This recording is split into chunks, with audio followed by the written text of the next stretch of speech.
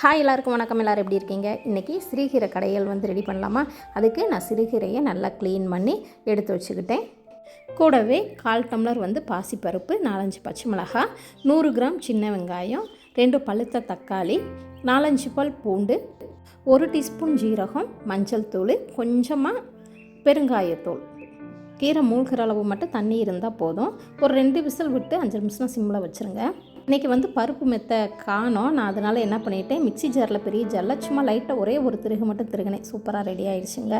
Next தேவையான அளவு உப்பு சேர்த்து கடாயில் ஆயில் ஆட் பண்ணி கடுகு, உளுந்து, கருவேப்பிலை, சின்ன வெங்காயம் சின்ன சின்னதாக நறுக்கி அதை நல்லா வதக்கிட்டு கூடவே 1/4 டீஸ்பூன் வரமிளகாய் தூள், ஒரே ஒரு பச்சை மிளகாய், இதெல்லாம் நல்லா வதக்கி கீரையோடு ஆட் பண்ணிட்டேங்க.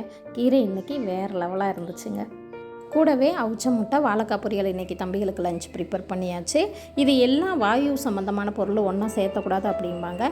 அதெல்லாம் ஒன்றும் இல்லைங்க, அன்டைமில் கொடுக்கக்கூடாது, அவ்வளவுதான். வீடியோ பிடிச்சிருந்தால் லைக் பண்ணுங்கள், ஃபாலோ பண்ணுங்கள். தேங்க்யூ ஃபார் வாட்சிங்.